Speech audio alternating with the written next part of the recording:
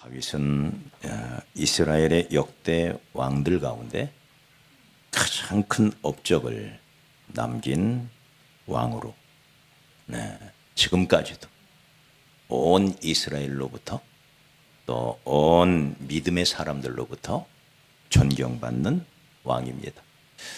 오늘날에도 누구를 닮고 싶으냐 하면 많은 성도들이 나는 다윗처럼 되고 싶다 하는 분들이 많이 있습니다.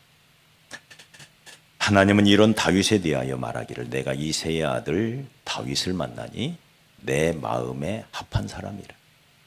내 뜻을 다 이루리라. 이보다 멋진 인생이 어디 있어요? 하나님의 뜻이 다 이루어지는 인생. 아름다운 인생이죠.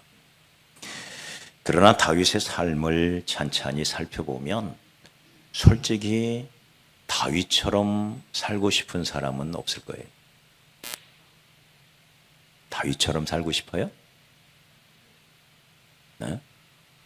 어려서부터 늙어 죽을 때까지 수많은 시련과 고통 속에서 사람은 태어나 사는 동안 3번의 죽을 고비를 넘긴다고 하죠.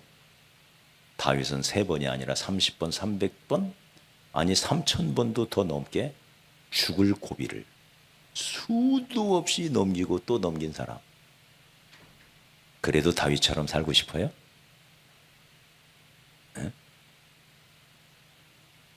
나와 사망의 사이가 한 걸음뿐이다. 삐끗하면 그냥 죽음의 나락으로 떨어질 수 있는 그런 수많은 위기를 헤쳐가며 사셨던 분이 다윗입니다. 내가 사망의 음침한 골짜기를 지난다. 그렇게 고백을 합니다. 그가 왕이 된 이후에도 수없이 많은 고난을 겪으며 살아갑니다. 그 많은 역경 중에 가장 큰 역경, 가장 큰 고난은 그의 아들 압살롬의 반역이었을 겁니다. 많은 아들이 있었는데 그 아들 중에 가장 사랑하고 아꼈던 아들, 그게 압살롬이에요. 이름은 압살롬처럼 보여지지만 성경은 그는 머리에서 정수리에서 발끝까지 흠이 없었다 그랬어요. 얼마나 아름다운지. 꽃미남이죠. 그런 아들을 다윗은 특별히도 아끼고 싫은 소리를 한 번도 안 했다 그랬습니다. 압살롬이.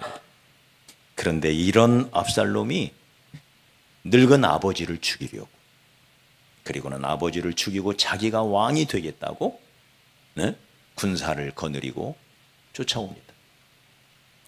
죽을 둥 살 둥 모르고 도망가야만 하는 이 참담한 상황.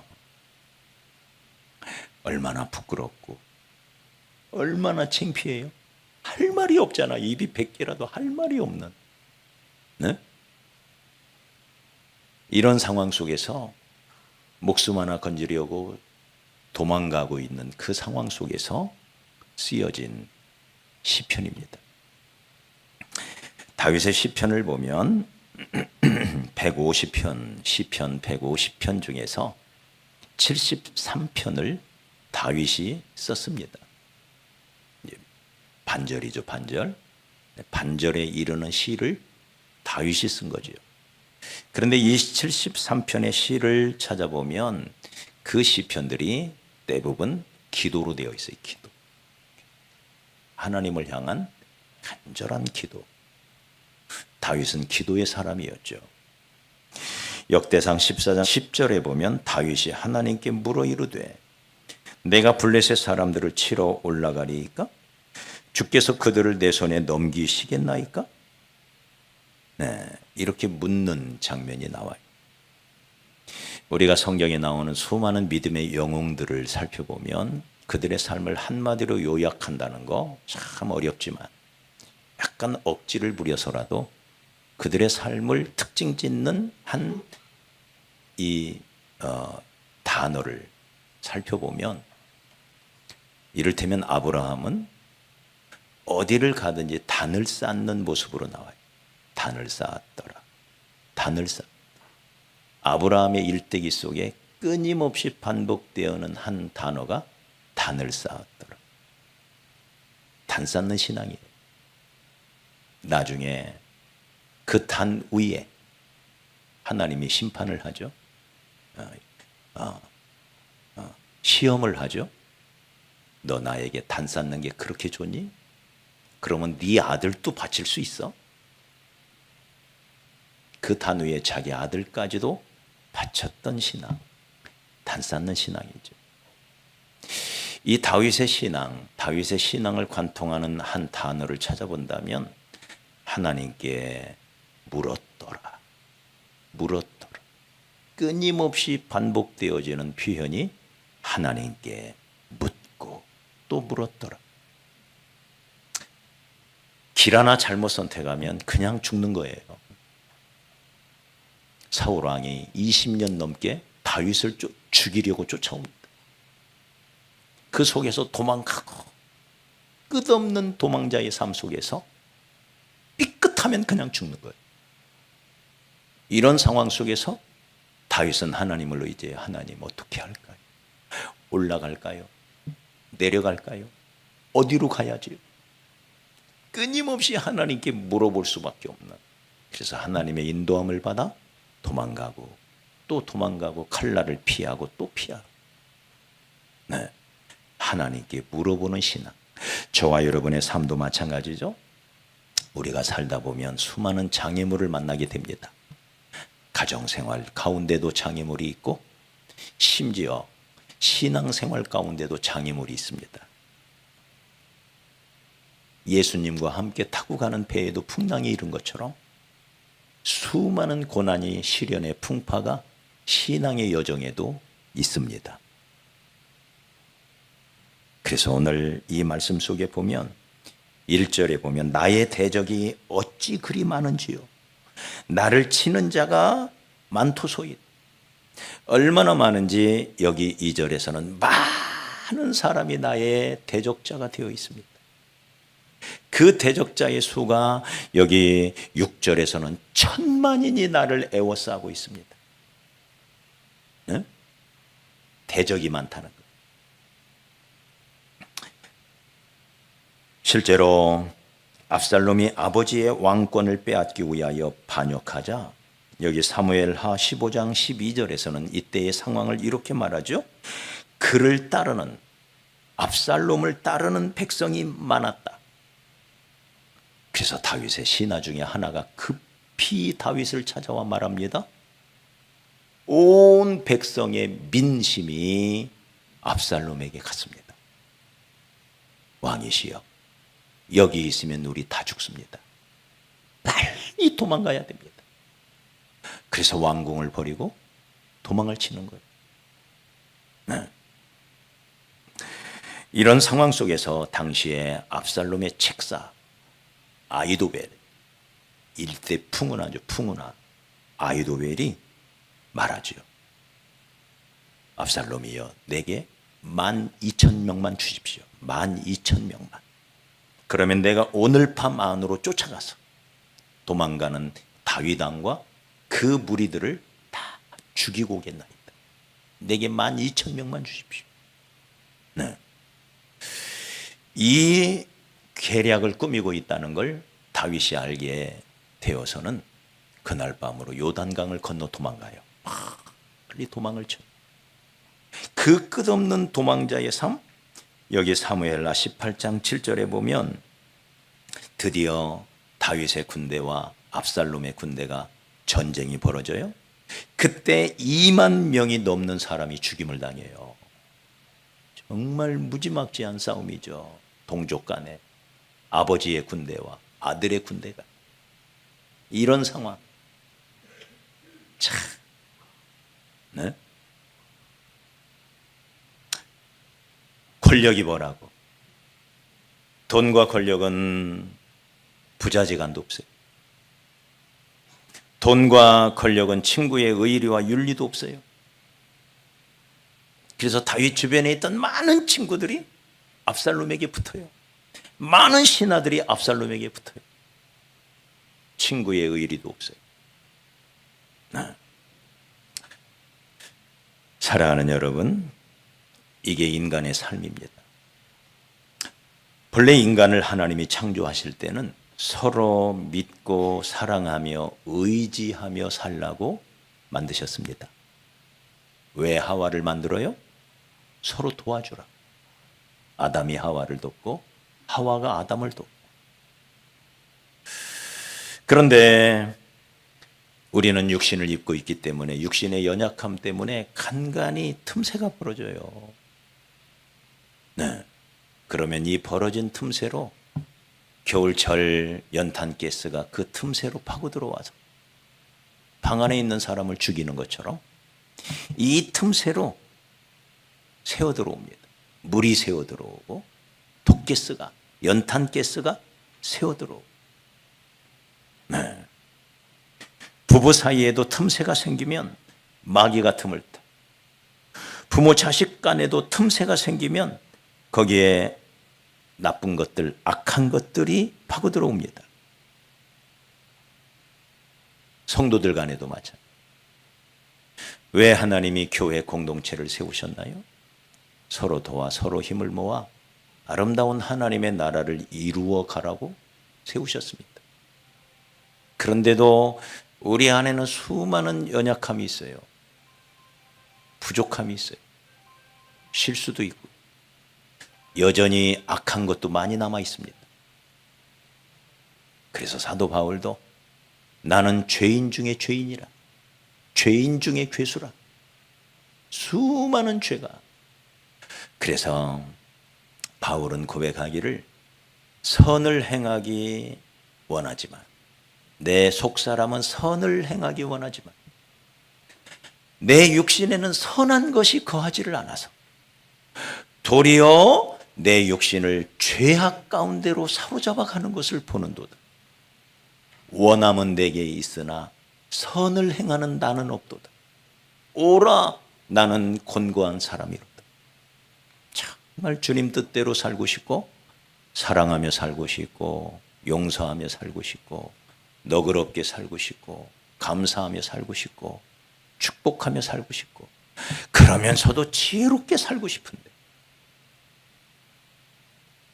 끊임없이 쓰러지고 넘어지고 실수하는 우리 자신을 발견하게 됩니다. 이게 인간이죠? 이가 인간. 네. 그래서 우리는 먼저 우리 스스로에게 이런 이야기를 할 수 있어야 됩니다. 나는 연약한 존재고 나는 절대 완전한 존재가 아니고 나는 구원받아 내 영은 새롭게 되었지만 여전히 연약한 육신을 입고 살기 때문에 마귀가 왕노릇하는 세상 속에 있기 때문에 그 연약함을 틈타서 마귀란 놈이 우는 사자처럼 달려들어서 나를 물어뜯을 수 있구나. 우리를 물어뜯을 수 있구나. 우리 공동체를 무너뜨릴 수 있구나. 네? 여러분 행복하려고 결혼했죠? 맞아요? 행복하려고 결혼 안 한 사람 있어요? 행복하려고 결혼해요. 그러나 우리는 연약해요. 그래서 부부 사이에도 틈이 생겨요. 이 틈을 마귀란 놈이 토끼스처럼 파고 들어가요. 아, 그래서 나는 연약한 존재구나. 나는 쓰러질 수 있는 존재구나. 나는 부족한 존재구나. 이걸 인정해야 돼요. 그러면서 이 틈새를 어떻게 메울 거냐? 뭘로 메워야 할까요? 예수 그리스도로 메워가야 됩니다. 예수 그리스도로. 이 틈새를 타고 파고 들어오는 마귀의 세력, 악한 영의 세력. 그래서 바울은 고백합니다. 우리의 싸움은 혈과 육을 대함이 아니라 하늘에 있는 악한 영들을 대함이라. 네? 우리는 연약해서 틈새가 생겨요. 아무리 잘하려고 해도, 아무리 결심하고 나 정말 정말 잘해볼 거야. 정말 예수처럼 살아봐야지. 그런데 내일이면 또 넘어져요. 개가 토하였던 것을 도로 먹듯이 또 먹어요. 또 죄를 먹고 살아요. 이게 인간이에요. 나는 연약한 존재구나. 그리고 이 존재, 이 틈 사이로 누가 들어온다고요? 마귀가 들어와요. 그래서 여러분, 우리의 싸움은 혈과 육의 대함이 아니에요. 사람과 싸우는 게 아니에요. 그 안에 있는 악한 영과 싸우는 것입니다. 싸움의 대상을 분명히 해야 돼요. 악한 영과 싸우는 거예요. 그런데 우리는 인간인지라 자꾸 눈에 보이는 걸로 판단해요. 눈에 보이는 걸로. 그러니 눈에 보이는 세상이, 환경이, 사람이 자꾸 들어와요. 네. 그때마다 우리의 싸움은 악한 영과의 싸움이라는 걸 깨닫고 이해하면 사람에 대하여 미운 생각이, 사람에 대한 불편한 생각이 사라집니다. 그러나 눈에 보이는 사람을 자꾸 의식하고 환경을 의식하면 그 사람 때문에, 그 환경 때문에 너무 힘들어요. 틈새로. 그 틈을 내게 한 것은 연약한 나예요. 실수가 많고 어리석기 때문에 틈이 안 생길 수가 없어요. 그 틈으로 누가 파고 들어온다고요? 마귀가 파고 들어요. 자, 그러면 이 상황 속에서 성도를 괴롭히는 이 문제들의 배후에 악한 영이, 마귀가 있다는 것을 우리가 안다면 이제 어떻게 해야 할까? 여기 다윗은 우리가 1절을 보았죠. 이제 마지막, 바쁘니까 빨리 가요. 8절 가봐요. 마지막 8절. 8절. 마지막 8절. 같이 읽어요. 시작. 구하는 여호와께 있사오니 주의 복을 주의 백성에게 내리소서. 금주의 암송구절입니다. 구원이 누구에게 있다고요? 주님께 있다. 그러니까 주님으로 그 틈을 메워가야 돼. 네.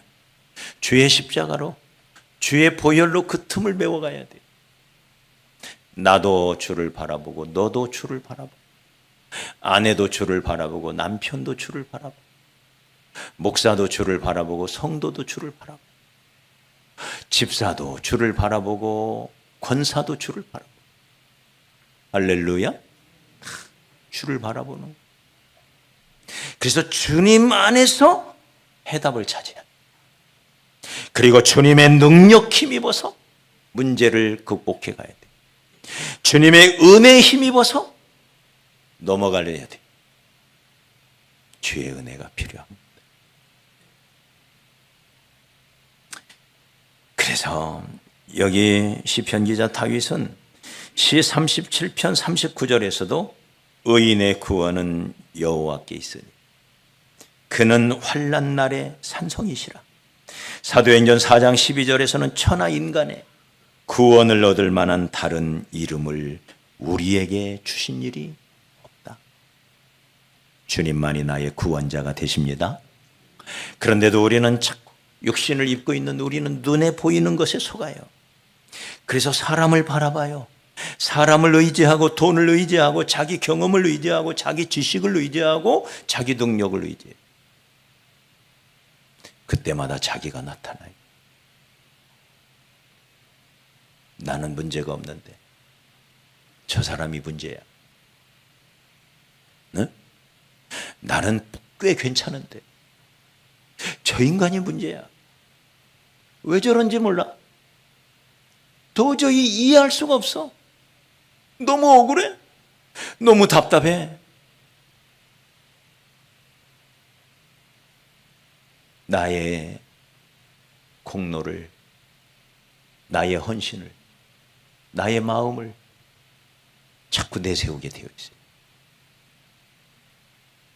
여러분, 내 지식, 내 경험, 내 지식이 나를 구원하지 못합니다. 나는 연약한 자예요. 그 틈새로 마귀가 들어오고 있는 거예요. 이 상황 속에서 나를 구원하실 분은 예수밖에 없습니다. 할렐루야. 예수밖에 없어요. 구원은 주께 있는 거예요. 주님 바라봐야 돼요. 주님 의지해야 돼요. 주님 아닌 다른 것들을 의지하는 것, 그 순간 그게 우상이 돼요. 우상이 다른 데 있지 않아요? 내 안에 있어요. 나를 바라보는 순간 내가 우상이 돼요. 네? 사도 바울은 말합니다. 내 안에는 선한 것이 없다. 그런데도 나를 의지해요. 나를 내세워요. 네. 그게 우상이에요. 내려놔야 됩니다. 주님만 의지해야 됩니다. 주님만 바라봐야 됩니다. 물에 빠져 허우적거리는 사람, 그 사람을 건져내는 인명구조원, 경험 많은 구조원은 뛰어들어가지 않습니다. 밧줄을 던지거나 기다립니다. 뛰어들어가 내가 아무리 수영을 잘해도 그 사람을 건져낼 수가 없습니다. 물에 빠진 사람은 지푸라기라도 잡으려고 한다고죠. 들어가는 순간 나를 꽉 잡아요. 죽을 뚱살뚱 모르고 나를 붙잡아요. 그래서 같이 죽는 거예요. 이것을 알기 때문에 기다립니다. 더 기다립니다. 언제까지? 힘이 다 빠질 때까지. 3번쯤 물에 빠져야 된대요. 허우적거리다 힘이 빠져가지고 물속에 쑥 들어갔다 숨이 막히면 또 올라와서 막 허우적거리다가 또 힘이 빠져서 들어갔다가 이렇게 3번쯤 했을 때 들어간대요. 그러면 그때는 이 구조원을 의지하고는 따라 나온대요. 우리 옆 사람 축복합시다. 힘을 뺍시다. 힘을 빼고 삽시다. 나는 아무것도 아니에요. 한 번도 고백해. 나는 아무것도 아닙니다. 나는 아무것도 아닙니다. 주님의 은혜가 없으면 나는 아무것도 아니에요. 그런데도 마귀라는 놈은 끊임없이 나를 보게 만들어요.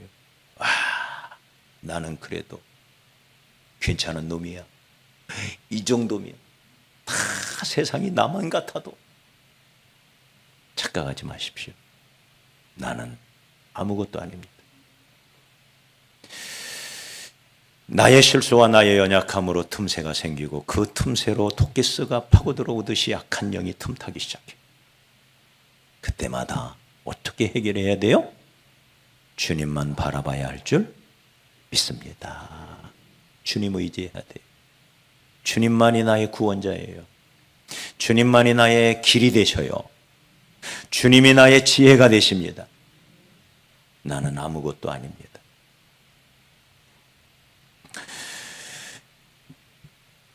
우리가 미국 서부에서 사나이들이 야생마를 길들이는 장면을 봅니다. 그 길이 날뛰는 야생마들. 거기에 올라타죠. 그리고는 탁 달라붙어가지고 떨어지질 않아요. 그 야생마가 길이 뛰면서 떨쳐내려고 아무리 애를 써도 떨어지질 않아요. 그렇게 2시간, 3시간 말과 실갱이를 합니다. 나중에 이 말이 2 손을 들어요. 야, 제가 졌습니다. 내가 졌어. 네. 그때서야 준마가 되는 것입니다. 할렐루야. 따라합시다. 내가 졌습니다. 내가 잘못했습니다. 다 내 탓입니다. 누구 잘못? 내 잘못. 내 탓입니다. 내가 연약해서 그렇습니다. 그런데 이해 좀 해주세요. 나도 이러고 싶지 않은데 어쩔 수 없이 내가 또 그랬습니다. 맞아요? 네? 솔직히 그렇잖아요. 나 정말 멋지게 살고 싶은데 그렇게 안 되는 걸 어떻게 해요? 그렇게 안 돼요. 그러니 용서를 구하고 또 용납을 구하는 거죠. 내가 잘못했습니다. 부부간에도 그런 것 같아요. 부부싸움, 칼로 물베기라고 하지만 이 부부싸움 무섭잖아요. 네. 근데 부부싸움에서 이기는 그 문제를 해결하는 단 하나의 방법은 내가 잘못했다고 하는 거예요. 네. 상대방이 잘못했다고 할 때까지 기다리다 보면 회복이 안 돼요. 절대 회복이 안 돼요. 누구 잘못이에요? 틀림없이 아내 잘못이야 이거. 그런데도 아내 잘못이라고 하면 안 돼요. 그 중에 단 1%의 잘못이라도 내게 있다면 나도 잘못한 거예요. 맞아요? 우리 한번 고백합시다. 내가 잘못했습니다. 여보 미안해. 다시는 안 그럴게. 네. 그래도 또 해요. 그 다음날. 그게 인간이에요. 아니에요? 말 아내한테 거칠게 하지 말아야지. 연약한 그릇인데. 근데 그 다음날 또 해요. 아주 못된 인간이에요. 이게 인간입니다. 그 틈새를 마귀가 틈다. 그렇기 때문에 언제나 예수 십자가 짊어지고 주님 바라봅니다. 여보 내가 잘못했어. 맞아요? 맞습니까? 따라합시다. 짐으로 이기는 거다. 십자가 짐으로 부활하는 거다. 내려놓음으로 얻는 것이다. 죽어야 어떻게? 산다. 죽어야 산다. 내가 이기려고 하면 다 패배자가 돼. 근데 내가 지려고 하면 다 이기는 사람이 돼. 우리 집시다. 져야 돼. 네? 져야 돼요. 이게 예수 십자가 그 보혈로 그 틈을 메우는 거예요. 그 한 번 더 주님이 아십니다. 주님만이 아십니다. 주님이 갚아주십니다. 주님이 책임져 주십니다. 할렐루야. 그러면 끝나지. 주님이 아신다는. 맞아요? 주님이 아신다는. 네? 내 주님이 내 주인 내 왕이 갚아주신다는데. 보상을 주님이 해주신다는데. 네? 주님이 다 알아. 그 얘기는 주님이 책임지시고 주님이 갚아주신다.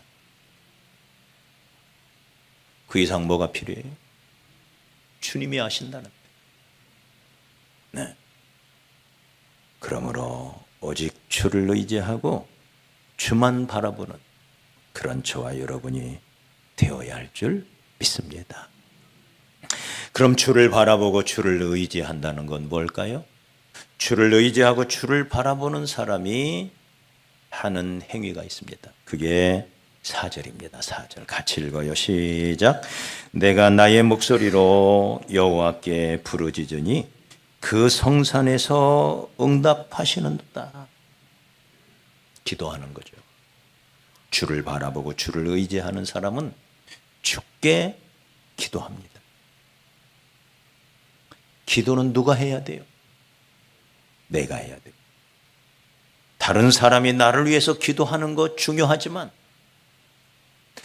첫째는 내가 나를 위해서 기도해야 돼요.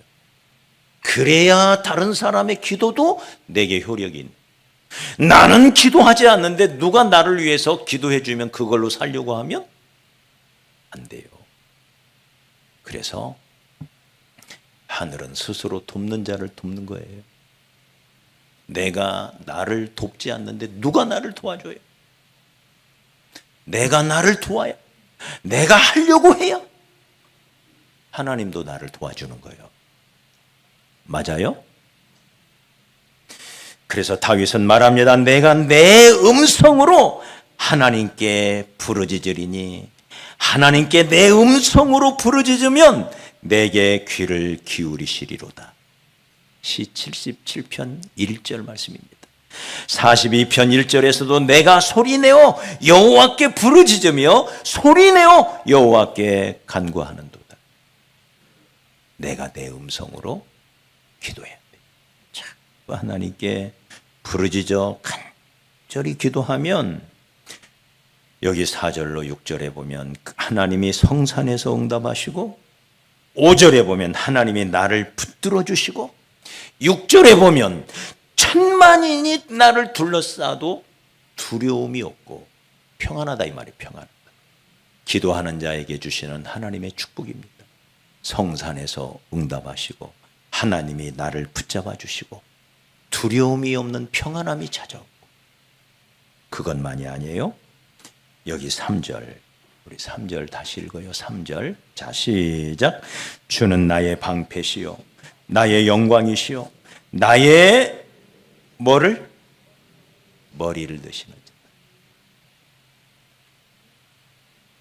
쫓겨난 왕의 자리에서 다시 회복시켜 주신다는 거죠. 나의 머리를 드신다.